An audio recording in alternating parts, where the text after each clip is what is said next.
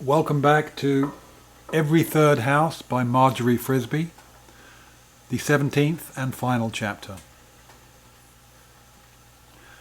Grandma looked up with her usual smile from the National Geographic she was holding.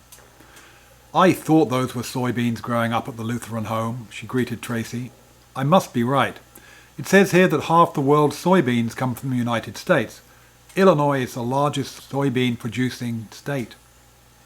"I keep telling your grandfather," she went on as she put down the magazine and pulled herself out of the dark, pinstriped waiting room chair. "You want bacon and eggs, I say to him, but you can get the same protein out of soybeans without the cholesterol." "I know," Tracy agreed, and he says, "Ugh." "Of course," Grandma admitted. "You should see him when he catches me slipping tofu into a casserole. Goodness, Tracy, do you know the Chinese have been eating tofu for 2,000 years? They know what's good for them.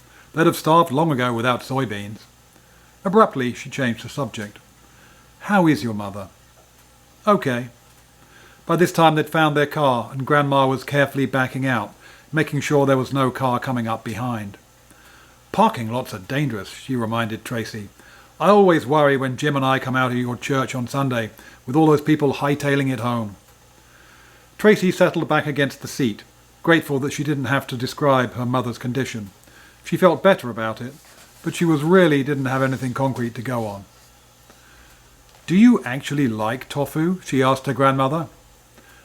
"I like that good protein without a lot of calories." "But do you like it?" Tracy persisted. "What's to like? It has no taste. When it's mixed in with a quiche or soup, no one notices it.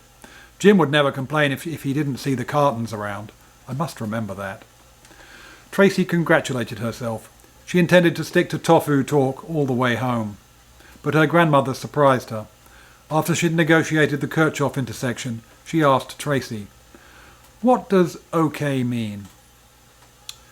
Tracy pictured her mother listlessly facing the window when Tracy had first pulled the chair up next to her. "She perked up some when I came in." "Good for you, Tracy. I told her you'd be a tonic for her. Did you have a good story?" "I don't think so," Tracy admitted. "All I could think to talk about was Mary Lincoln." Tracy expected her grandmother to understand because of all the kick-the-can talk, but she was shocked. "Mary Lincoln? What cheerful story could you tell about Mary Lincoln?" Tracy wished they were home and that she was safely in her room. "Grandma," she began. "Yes?" Grandma drew out the word and put a question mark at the end.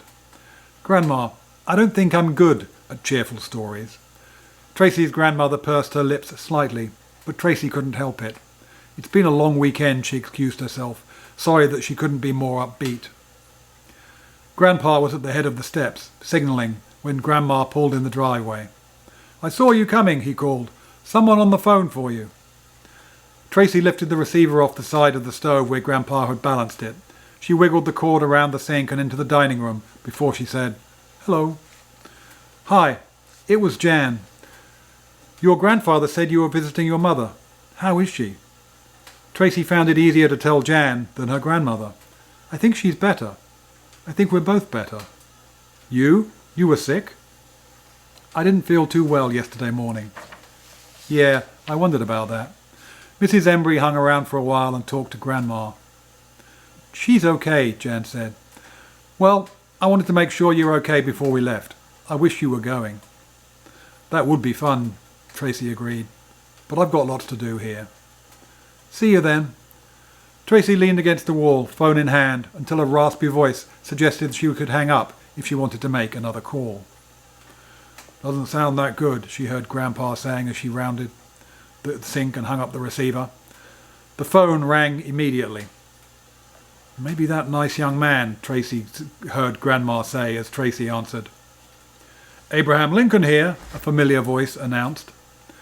"I can tell you one thing, Alan Dencore," Tracy said. "This is not Mary Lincoln here." "What's wrong with being Mary Lincoln?" "She had it too hard.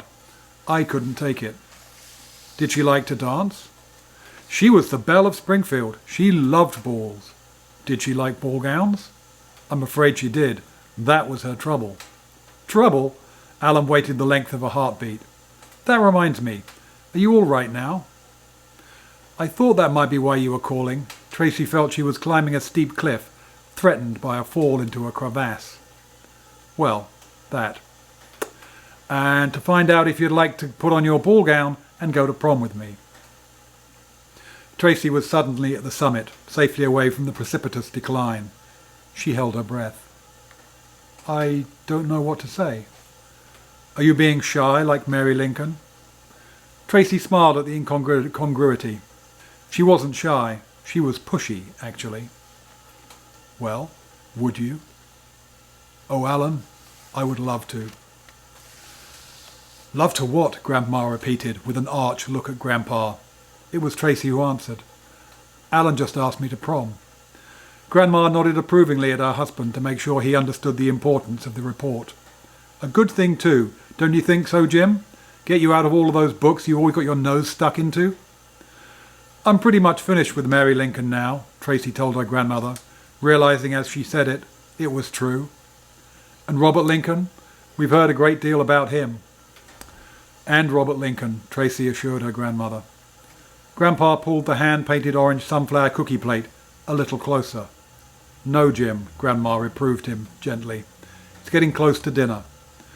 Tracy glanced around, comforted by the familiar byplay between her grandparents, the circle of light from the pudgy rattan lamp at the centre of the round table, the bright yellow blooms on the English stoneware.